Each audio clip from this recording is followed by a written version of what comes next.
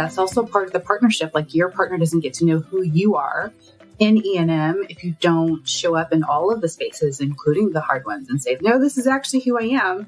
And that's the whole point of intimacy, of being together, is that we get to be known. Welcome to Normalizing Non-Monogamy, the podcast where we interview incredible people from all over the world to hear their personal journeys of self-discovery through the lenses of love, sex, and relationships. Our mission is to show people that they're not alone and to inspire them to embrace their true selves so that together we can open minds and live authentically without shame. We believe everyone's story is powerful and beautiful, yet it's important to remember that everyone does life a little bit differently and that the views and opinions expressed by our guests do not necessarily reflect our own. Additionally, we aren't doctors. Please consult a medical professional for anything regarding your health that you might learn about on the show. Enjoy! Welcome to the first episode of Ask Us Anything. This is Meshai and Fin, and we are answering community questions together. I'm excited. Yeah, I'm excited as well. And we had to hand the baton. Emma always introduces our episodes, and I thought it would be perfect to hand that off to you as well, Meshai. So I'm some pretty big shoes to fill. I'm excited though. Yeah, she wears a size 9. So same size as I wear. Anyway, I'm super excited to be here and to answer questions from these first couple happen to be from within our community, but anybody out there listening can send us a question, and we'll tell you more about how to do that in a minute. But I'm excited to be here and to dig in. We've got 3 amazing questions today, and there were some good ones too. We had to think about them. So I'm excited about the feedback and the thought process that went into the questions they gave us. Yeah, totally. So maybe that's a great place to say, like, if you do have feedback for us on questions, or if you have a question that you want to submit, there is a tab on our website at normalizingnonmonogamy.com where you click on the podcast tab, and then there's a drop down and it'll say Ask Us Anything. And on there, it'll tell you a little bit more about how to send a question. And when you do, it'll ask you to create an account. It's free. You have to put in your name and email. We will never share any of that information. It never leaves us, and we will never divulge it on the show. But that's how you record a message or send us feedback, and we would love to hear from you. Awesome.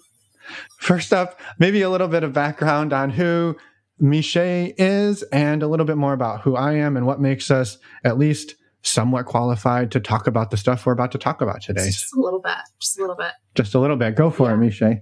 Okay. I am a coach. I come into this particular space as a coach, working with people who live and breathe in the spaces of ethical non-monogamy. I am also a fully licensed therapist, marriage and family therapist, but I don't necessarily come from that space. It is a really great tool to have in my tool belt, though. And the coaching practice that I work with is Expansive Connection. A lot of you have heard of Catherine, and she does amazing work on a lot of different podcasts around E&M, and she asked me to join in on her coaching practice, and I have been so excited to be there. And through that's how I met you all, met Fin and Emma, and have been asked to come on and do some of the community questions, and so I'm excited about that. I do have a specialty in sex therapy and trauma therapy. And so I get to use those tools as well. But most of the time, I'm just trying to help people get closer in their relationships and get to the sexy. Yeah, I love it. And maybe from a personal standpoint, what is your high level relationship to non-monogamy and this whole world?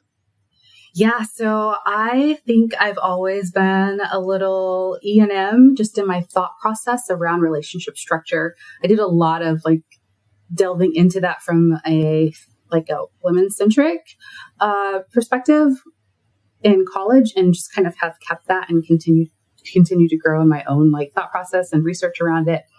And then started to ask questions of myself and the greater world. And with my partner, we kind of had a lot of questions about that, and was like, do you want to do this? And we're like, yeah, let's do it.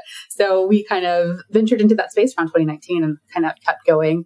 And it's been a really amazing journey, learning about myself, learning about others, unlearning some things I didn't want to have in my life anyway, and going from there. So that's been my own particular journey, and it continues to grow and change. And I'm more like, if I have to put it in a box, I'm more like in the polysphere, but I think like it's a continuum, and it just kind of goes up and down on that journey, like depending on who I'm with and where I am personally.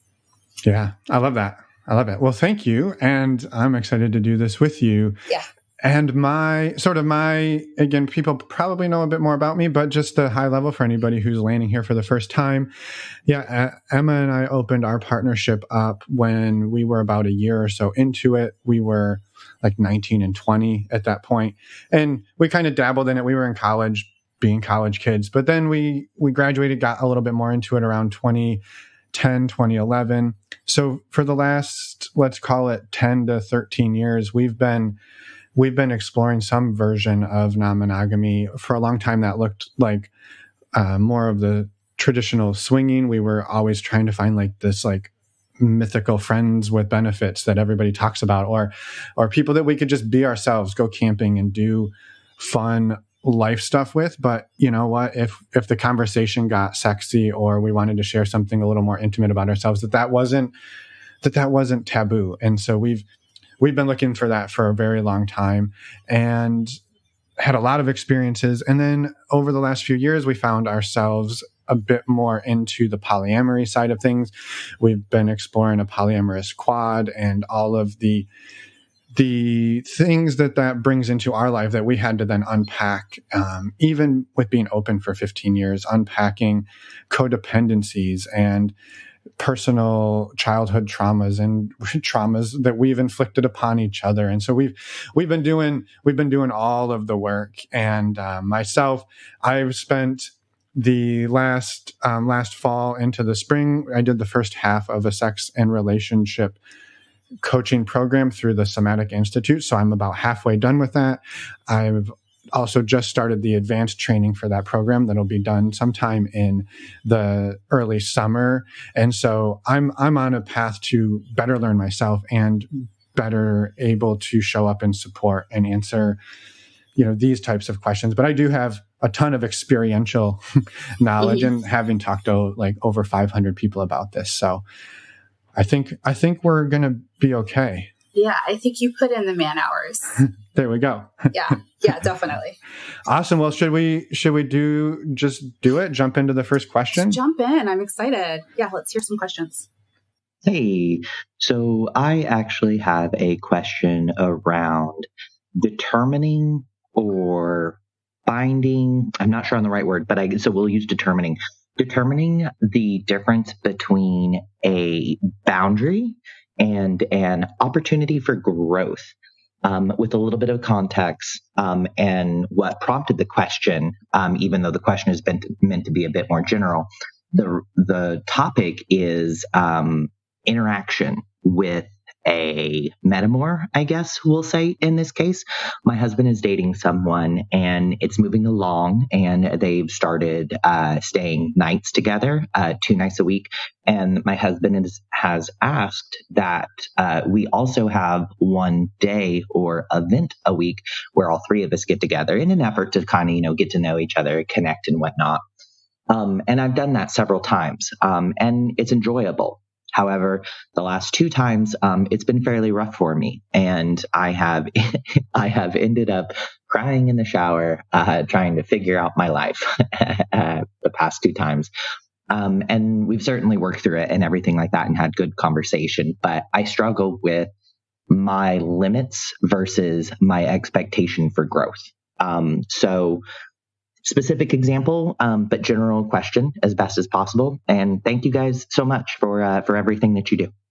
That's such a good question. I loved it. Yeah, I love this question as well. It's a juicy one. And boundaries are always like such a great place to start.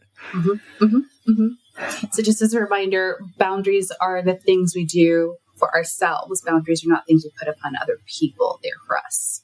Yeah. And I love the fact that he made a distinction between boundaries, limits, and expectations, because those are kind of different things. Yeah. What came up for me too is just the idea that I think sometimes we don't necessarily know our limits.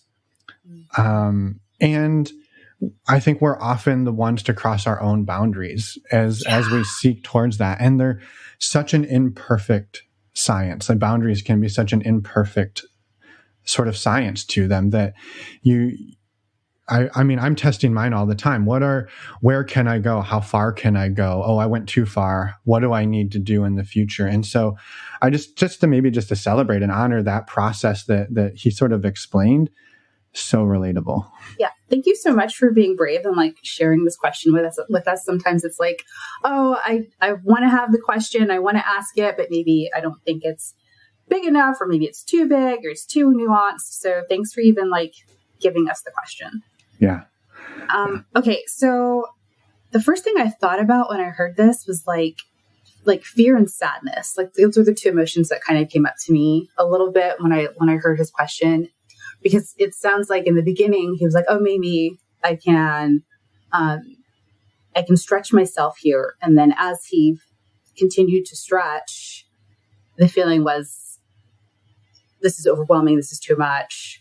And then what is the fear that maybe we're not talking about in this space? And then also, how are we expressing the sadness in a way that your partner can hear and that you can honor at the same time? So those were the emotional things that came up. And I think when you get to the part where, because I think we've all been there, I have definitely been there, where you're crying in the shower, like, what on earth did I do? Did I agree to this? Did I sign on for this pain? Like what was I thinking? I have definitely like been driving in my car and been like just like, who the hell do you think you are to even do all this? Why are we doing this?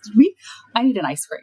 So like the idea that like you couldn't backpedal majorly from this, like, let's just take that as an option. I can backpedal. And that's normally where you're like, oh, that's a limit. That was too much. That was overwhelming. And that was hard. And it's okay to have limits. Yeah. I love that idea that it is okay to have limits. And I think it plays really well into a thought that came up for me around this, which is the idea that there's a right way to do this, that, well, my partner is seeing somebody, this is supposed to look a certain way. And it sounds like somewhere in there, the idea that it has to be what quote unquote kitchen table poly, where, everybody can sit around the kitchen table and, have a wonderful time. We can eat dinner together, go off to our bedrooms, wake up together, have breakfast together, and it'll be perfect. That's the only acceptable form of non-monogamy. And that could be something great to strive for. Maybe. Oh, that was definitely, doesn't everybody have like E&M dreams? Like these, well, you get into it and you have like these like, like halo moments where you're like, in my perfect world, this would be beautiful. And I definitely was like, let's buy a farm. Move everybody out there. Like 5 months into this, and I was like, I want my own room. No one's coming over. I like my space. You're allowed to like change it. Like I think it looks different for everybody. And I think once you don't recognize what kind of poly, what kind of E&M relationship or lifestyle situation that you want until you've actually played around in it a little bit. And maybe one of the more, if it's like to lean into the disappointment side of it, the what I want and what I'm capable of don't always align. And so do I want that farm? Yeah, that sounds amazing. But it sounds like this listener would need to build a separate shower for crying into if that's what they need, right? Because this is hard and there's nothing wrong with that. And probably for most of us, as we do these things, we find ways to cope in different ways. But you and I were talking before we hit record, and like the sort of an analogy that comes up for me is if your dream is to run Ironman, right? You want to be an Ironman competitor, but you break your ankle and you're like, well, the goal is to be an Ironman competitor. So I have to get out there. I got to get on my bike. I got to get in the water. I got to start running.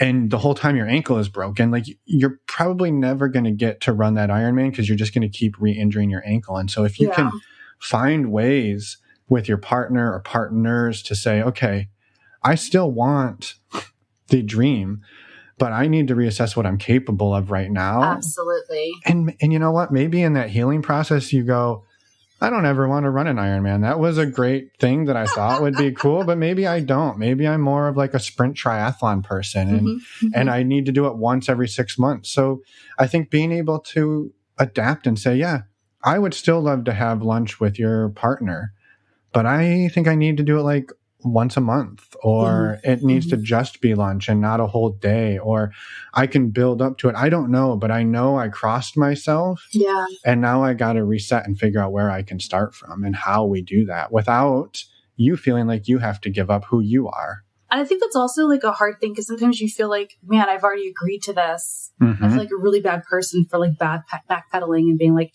actually, that thing I agreed to, I don't actually want to do it. And I know how much excited you were about it. So it's like that disappointing your partner, and maybe a little bit of self-disappointment that you didn't reach as far as you thought you could have. So like, nobody wants to be the quote unquote, like wet blanket that has to like put the brakes on things when you see how happy your partner is. I'm assuming they're happy. I don't actually know. I'm assuming that they're like happy to be with the other person. And that's also part of the partnership. Like, your partner doesn't get to know who you are in E&M if you don't show up in all of the spaces, including the hard ones, and say, no, this is actually who I am. And that's the whole point of intimacy, of being together, is that we get to be known. Yeah. And then you get to work together towards a common goal that you can, right? So if I still want you to spend those 2 nights a week with your partner, I don't want to stop that. And in order to support that, I can't do lunch every week, perhaps, right? Or I can't do lunch every week right now.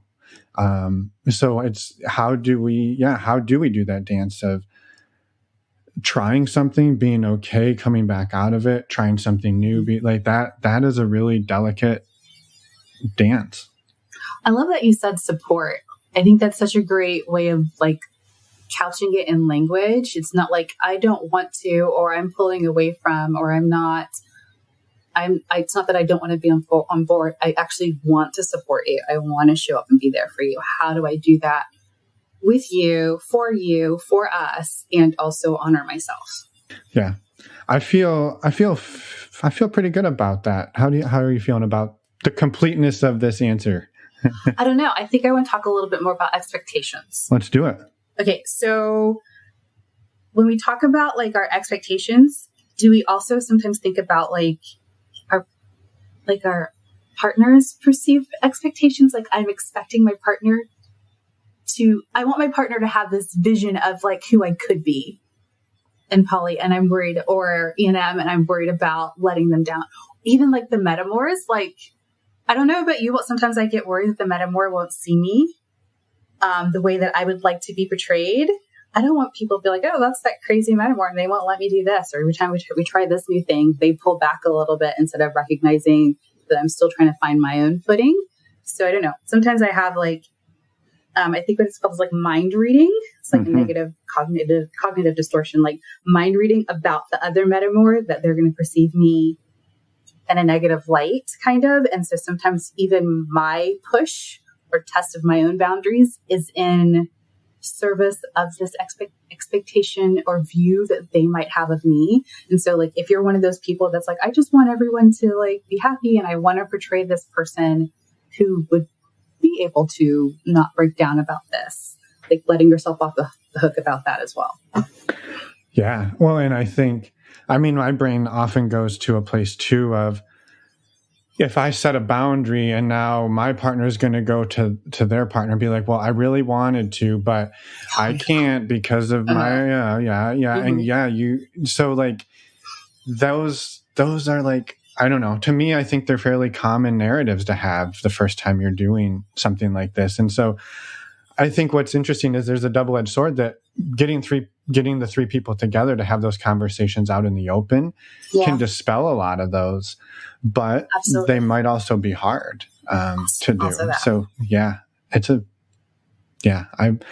I'm grateful that I like that you brought up the expectations. And I think I had a note here too around really talking about what is the core thing that you're trying to get at, right? If, perhaps your partner is more like, well, I don't actually want to have lunch with all 3 of us, but I'm afraid you'll feel left out, right? And so now they're trying to solve your problems, and you're being like, well, my partner wants to have lunch with all 3 of us. I don't want them to think I don't want to be there. Yeah. And I don't really want to be there, but but I should go. And now you like, nobody knows that nobody really wants this, and I'm not saying that that's what's happening here, but I just really inspect and inspecting what is it that you're trying to accomplish and how do you accomplish it. Also, like, what fear are you trying to avoid in all of this? Sometimes we just do things so that we don't have to encounter the hard or address the fear that we're kind of like subconsciously running from. So what is the fear in this? And can that fear be tended to in a different way? And I think that kind of goes back to like the whole like sitting down together and being like talking about like, do we even all really want to be here, or do we think we just should? Right. Totally. Yeah. Yeah. I love that. I think the last just quick couple of thoughts, more specifically on the topic of metamors, and this is just a couple of resources for people that I thought would be important. Sort of two different episodes that have two different spins on the relationship with metamors and being able to accept that. And so one is the episode from just a few weeks ago, episode 310 with Anna, Andy, and Jay. And they talk about how Andy and Jay really don't have a whole lot in common, but they do have a partner in common. And so they've done a lot of work to build a friendship, a metamor connection to support that. But it was not a natural thing. And they've gotten there. And simultaneously this was episode 193 with Sonia and Gabe. They talk about in there how they had this vision of, they were doing like monthly lunches or brunches with their whole sort of polycule or one or two of the partners. And they tried this for like a handful of months. And finally, I'm pretty sure with Gabe was just like, this isn't working. Like, nobody's having fun at lunch. What are we doing? And finally they had to be like, look, we can let go of it. Like, I can support you having these relationships, but we don't all have to sit down for a lunch and be uncomfortable. Like, that doesn't have to happen. And they redefined how they did it. I think that was amazing. So I just want people to, again, take away that there's not a right way to do it. And it's got to feel really authentic. Yeah. Yeah. Awesome. Next question. Yeah, let's do it. What advice would y'all give someone who is about to go to their first group sex experience? Let us know. Thanks, guys. Love you. All right. Group sex. We purposely put this question second so everybody didn't think that all non-monogamy is about sex and group sex. So that's what everybody thinks. Like, you say like, I'm non-monogamous, and immediately they're like, orgies. Everyone's having an orgy. I'm like, no, actually, we're not all actually having all that much sex. Some of us are just having lots of long conversations about boundaries and what do you want and time schedules. It's a lot of Google documents. That's what it is. But every once in a while, you get to let yourself out and go to an orgy, I suppose. Also that.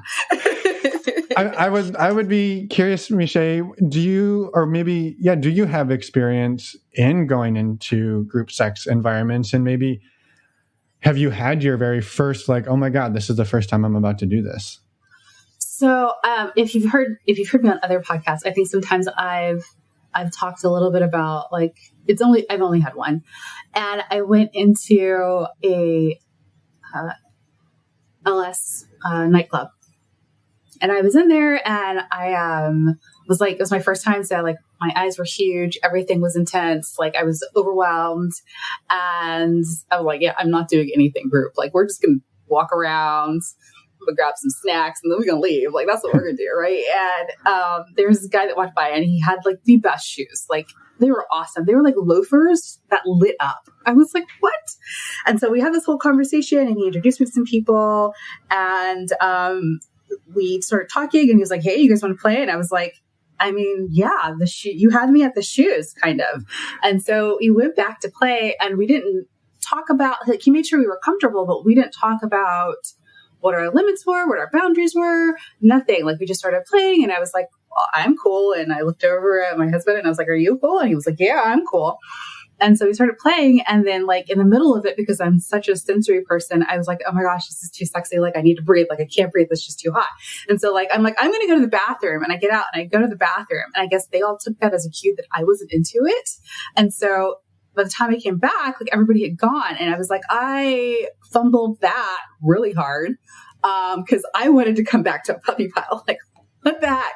And I think if I had had like some tools or some ideas of like how to handle that situation better, I would have come back to like a really sexy situation instead of like an empty room. So yeah, that's my story. So you have some experience, and you have some experience going, well, that wasn't how to do it, and now we have to do it different the next time. Yeah, that was sad. It was a sad day. I love it. Well, suffice it to say, I have some experience. I don't need to go into it all, but there's some experience. I have some experience in this department, and so so I feel equipped to talk about this one as well. Yeah. Wait, have you been dumped from a puppy pile that you didn't realize that you had been dumped from? Just me? No, not just you. I've ended up eating cookies in a kitchen by myself while everybody else had fun, or I've also been the person who stopped at the bathroom on the way to like literally I got there like 23 seconds after everybody, and I don't know how everything got started that fast. So like I didn't stop off for a while. I was like seconds behind everybody, and it was like, what the hell? Did I walk through a time warp? So yeah, I've seen all manner of crazy in this world. So okay. All right. So your advice for somebody going to their first sort of group sex experience. Okay, so I think every experience is a little different, but I kind of have an elevator speech that I like to use in the beginning now. And I think that elevator speech, based off of my own personal experience, also includes like a pause. So some of the things, and I have a worksheet, I'll give it to you to add into your show notes, because I think I like to think of this as how are we changing the culture? And one of the ways that we change the culture is by showing up in a way that we hope to be reciprocated as time goes on. And so one of the ways we do that is I call it give and dear. And if you know a little bit about my background, I like dialectical behavior therapy. So it's definitely like a pull from Marshall Linehan's book. And so that'll be in the notes. But basically, it's asking you, what does a pause look like? What does a group check-in look like? What do your boundaries look like? What are your flexible boundaries? What are your hard limits? And then all of that leads to an enthusiastic yes. But that needs to be vocalized before the play session starts. And if you are an overthinker, like I am, then what I like to do is to have all of that out in the open, because then I get to take off my like overthinking, planning for everything, making sure everybody is happy, overvigilance hat, and set it down. And then I get to be like, oh, here's my reptilian brain. Let me sit in this super nice, sexy bit, and I get to play. Yeah, I could not say it better myself. Like we use a different. There's a handful of different mnemonics and strategies for that sort of safer sex elevator pitch and setting the boundaries in the container. And we'll link a few of them. There's the stars from Evelyn Dacker, and there's also the Reid Mihalko's safer sex elevator pitch. And a lot of these, they pull in those same elements. And I put down my first bullet point to respond to this was ahead of time, set and understand the container that you're going into, and setting clear boundaries and limits for yourself, and then not renegotiating those in the moment, right? Just having a bit of an abundance mindset to say, like, I can always come back and do more. I can't ever go forth and undo something I did when I crossed myself. And we've even I will say there was a dividing line between good group experiences and the not so good, or sometimes the really bad. And that was exactly what you said. And we would have a circle, the share circle, before the experience started, where everybody, and we've had this with up to like 15 people in the share circle, say, you go around and it's, what are you into? What are you not into? What are your limits? That's a great place to say, I have a latex allergy, or I have, what are your STI testing results? What are your protocols for safer sex? And some that I've actually like added in sort of since our last time doing this is, what does maybe even a trauma response look like for you, right? If you get triggered and you're somebody who gets triggered and goes into sort of like a catatonic checkout state, that's a really wonderful time to say, hey, if you see me go into this, check in with me like this.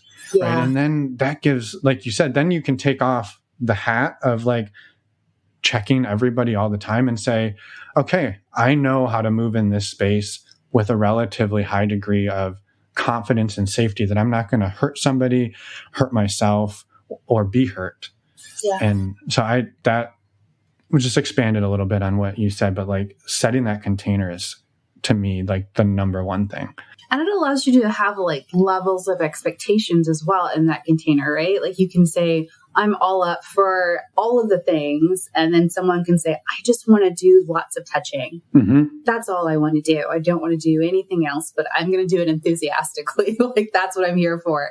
Yep. And so then it takes off a lot of that internal pressure we put on ourselves and then the perceived external pressure. Yeah. No, it's amazing. And it lets that environment then be so much more, I would say, fluid, right? Not perfect. Yeah. It's not going to be perfectly fluid, but you now know, right? There's one of my favorite like anecdotes where this got messed up, and I wasn't at this event, but we've had somebody tell us about it a few times, and they're okay with us sharing this, which is one of the people in there. She identifies as a lesbian, but she is married to a man, and that is the man in her life. And they did the share circle, and she shared this. So she's like, I'll play with women and my husband, but no other men. I identify as a lesbian. And this other guy, he was like out parking the car, got to the share circle like minutes too late.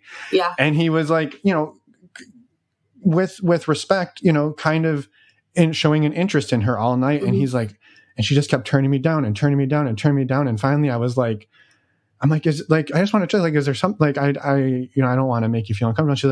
She's like, no, I'm a lesbian. And he was like, that would have been really great information to have if I'd have been in the share circle that and he had no clue because all he knew was that she was married to a man. Yeah. And so there's a lot of information you can get from these about what people are into and not into. And it doesn't even have to be limiting. I was part of one of these where a person that like stepped into the circle and I was like intimidated to the max.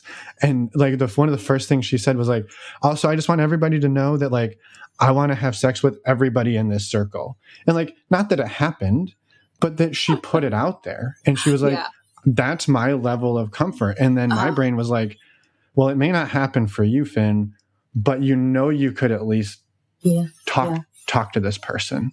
Right. Whereas my old self would have said like, don't even bother. Right. Okay. And so it opens you up to like new experiences that aren't just, let's see how we can tamp this down. Like, how can we open it up? Yeah.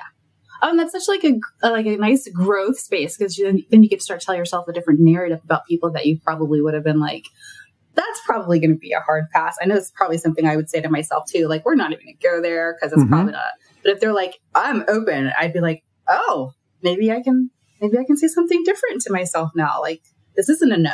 I like that. Especially if their shoes are just... Like their shoes light up. Their shoes are lighting up, right? Yeah. I think there's another thought that I wanted to add sort of along the lines here. And also to maybe pull in another question that we had that sort of dovetails into this. And that last point is be okay leaving. If you get to a point where you're like, and that could even be in the share circle where you're like, holy shit, this is more than I ever thought I could do. I do need to leave. Like, do, right? Yeah. You can communicate it and leave. And even if it's clunky, the most important thing is that you're taking care of yourself. Absolutely. Like being able to say no. So I know that there's so many people that say, like when they get into the situation, they're like, maybe it's an I don't know. Maybe it's I could, not like, yes, let's do this. And so they get in and maybe just stretch themselves or they're not quite sure if they even want to. And they get in a situation and then it's a clear no to them in their bodies. But then saying that might disrupt the group experience. And so trying to figure out how do I get out of that a little bit can be a little tricky. And so piggybacking off of what you said, it's always good to say no. It's always okay to change your mind. Mm-hmm. And so one of the ways that I like being able to say no in a very gentle way is what I call it a shit sandwich. Other people call it a compliment sandwich, but it feels, I like saying it's a shit sandwich. So you say like the compliment on one part of it. So it's like, oh my gosh, you were so hot. And then in the middle, it's, I just don't think my head's in the game and I'm going to bow out. And thank you so much for being interested and wanting to play with me because this is super sexy, right? Like, or the meat could be my body is saying yes, but my head's not here, or vice versa, you know? Or you can just say, you're hot. I think I want to take a little bit of a breath because it's so sexy. I'm overwhelmed and I might come back, but I'm not sure. Mm-hmm. All of that's good. Yeah. And your no is valid. And I'm pretty sure that for most people, if you need to take like a bleacher view of it, the people in the group would much rather you say no and be happy and maybe want to go play somewhere else or come back and play later than you grit your teeth and muscle through it for the good of the group. Mm-hmm. Wow. And I have another thought on that, but I want to play this question because I think it's so perfectly aligned. So you're at a party. I'm at a party. There is a bunch of people, and my thought was that we were going to all be pairing off and going to different beds, maybe having to share a bed, but still paired off where there would be some connection and communication. My partner ends up in one room alone, which is fine with me. And I end up with 5 others who gravitated to the same bed. This was certainly not my choice, but I wasn't sure how to get out of it at the time. After very impersonal experience with little to no pleasure, the event ended and people dispersed. I realized from that I really don't want to do that again. And that's fine. But my question is, how do you get out of it diplomatically and like without hurting feelings? I'm not sure once I was in the situation, if I knew that was what was going to happen and everybody was just ganging up on the same bed, I may have just gone in a different direction and made myself scarce. But once I realized it was happening, it seemed like it would have been a really big deal to say, hey guys, I'm not comfortable. I know that's an option, but it would have stopped the play of all 6 people most likely. So I'm curious to hear what kind of response you would have to this. Thanks a lot. Yes, I wanted to dump this question in here because I think it actually in so many ways reinforces a lot of what we just talked about around like some thoughts about going into your first group experience and what that can look like. And I think, first of all, I wanted to celebrate a few things here. One is the realization that you've learned something now that you don't want to do again. And so many people go through these experiences and don't ever take the time to get to that realization or to even think about what was happening for me. And so I think that is a really important thing to celebrate. We'll just chalk it up to like a bad experience. And you did so much more than that. That's cool. Yeah.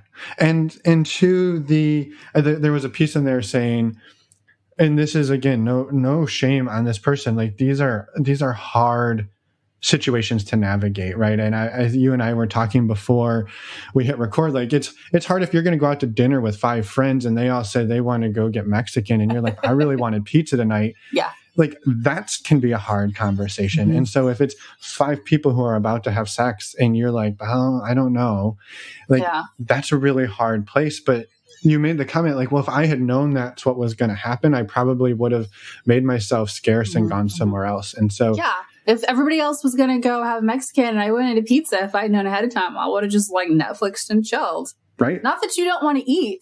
Right. You still want to eat. You just don't want that. Exactly. Which is the beauty of the sort of the share circle that we all sort of just talked about is you see everybody walking there and being like, hey, everybody, can we just talk about what everyone's thinking for a second and where we're at? Again, that's hard to do because now you're stopping the momentum. But I also see too, the what you kind of shared was it was an impersonal experience that didn't sound like it really worked for anybody. And it broke up rather quickly with everybody going their own way. And so it seems like you weren't the only one who wasn't feeling maybe great about it. And I think that tying into what you said earlier, Meshai, about the culture and that we got to change the culture. We got to, not change the culture, but we need to make sure that it's a culture we also want to be a part of. And we do that individually, like one person at a time. So being able to say, hey, like, this is sexy, this is hot, but I might want to get out of this for a little bit, or I'm overwhelmed right now, and I'm not overwhelmed in a bad way. Like I'm overwhelmed and like, this is just sensorily like overload and it's sexy. I need to breathe for a minute and then come back. Also okay. And the people that are playing with you actually want you to have a good time. So if this isn't what that is, I think that most of them would say like, I want you to go be okay. And then if you want to come back. And if not, like, that's also okay. Yeah. Well, and you're the person asking the question is like super concerned about everybody else's feelings. Yeah. So I loved that part too, because she said, she couldn't have left without hurting everyone's feelings. And what I wanted to say about that was that your feelings matter too. Like your feelings get to be just as important as everyone else's. 1,000%. And again, I just want to keep saying this, that like, it's hard to do. Would it have stopped everybody from playing? Probably, maybe. And would that have thrown off their vibe? Probably, maybe.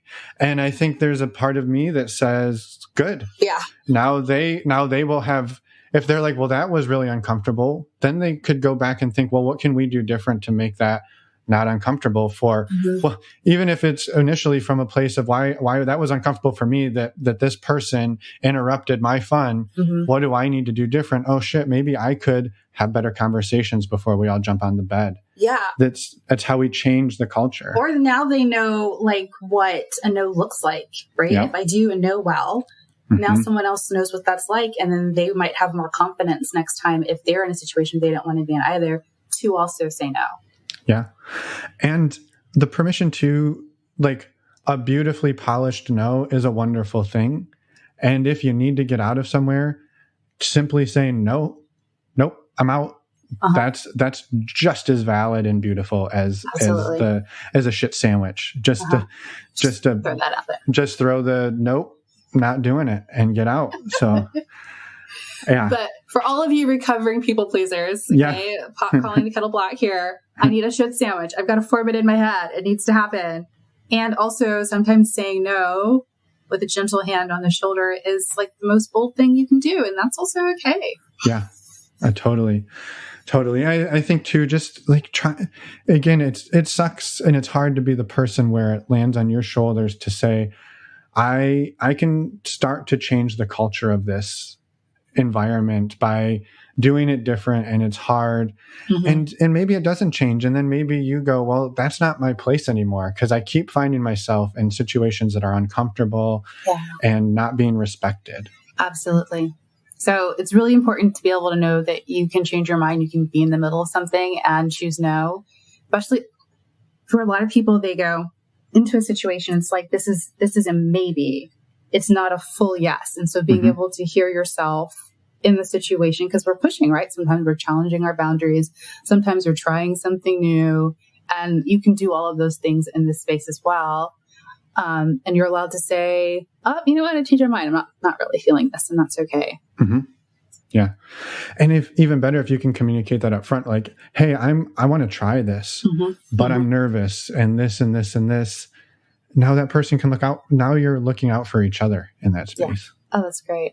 And then the people who are playing with you get to trust your no and your guess, right? Like if I can trust that your no you're able to say no, then I can also trust your yes. And then the boundaries really are the boundaries. It lets other people feel safe to play because they know that you can speak up for yourself. And that's a beautiful thing. That's trust as well. I love that. Yeah. And I think the last point I wanted to make to tie this and advice to go into a group sex environment is to have fun. That's kind of why we're there. That's why we're there. And if you can manage to do even some of these things we've talked about, it can make that experience a whole hell of a lot of fun. I love an enthusiastic yes. Yeah. I will say, even when I'm the person who ends up eating cookies in the kitchen by myself, I was having a good time because I understood the dynamics of the entire situation. People understood mine. Yeah. And I was totally good being where I was at. That sounds like safety. Mm-hmm. I like it. Amazing. Well, how do you feel about that one? I know this is a little unusual ways to wrap up questions, but this is our first time. This is our first time doing this. This is unrehearsed. So how do you feel about it? I think it went pretty well. I enjoyed the questions. I enjoyed being able to sit and just kind of stew through it and then be able to say whatever just comes off my head about the questions. Also trying to put myself into the person's shoes a little bit and just be like, what does this feel like? So that's been nice. I hope the feedback was helpful as well. Yeah. No, I feel really great about this, and I'm excited. I think too, as we continue doing these, and this is, to anybody listening, our goal is to keep these to around a half hour. This first one got a little long because we were introducing ourselves and wanted to give you a little more of a flavor of what this looks like. But our goal is about a half hour, and that might be one question. It might be two. Who knows? They might be 10 really short ones. But we're excited to keep doing these. And so, we would love for everybody listening, again, send us some feedback, send us questions. We need questions. We will be putting these out every fourth Friday of each month. And so this one, we'll have another one out in a month from now. Yeah. This is so much fun. I'm excited to be here and to share this time with everyone and to answer these awesome questions. I may not always have the best answers, but we can stew through them together. Yeah. Hey, there's usually no perfectly right answer. And I'm learning this now after 36 years of existing, that sometimes it's not perfect. It's not perfect. Just like E&M, we've never been here before. We're going to figure it out, though. Right. And so really quick, Meshai, for anybody who wants to find you, reach out to you, work with you, or get more from you, how do people best do that? You can go to our website, which is expansiveconnection.com. You are also more than welcome to email me. It's just Meshai, Meshai, at expansiveconnection.com. Real simple. Perfect. And links to everything Meshai just said will be in the show notes, so you don't have to memorize it all or pull your car over to write it down. Don't do that. And we will see everybody in a month. And Emma and I will see you next Wednesday for our regularly scheduled interview. And again, Meshai and I will be back in a month. Awesome. All right. Bye, everyone. Bye.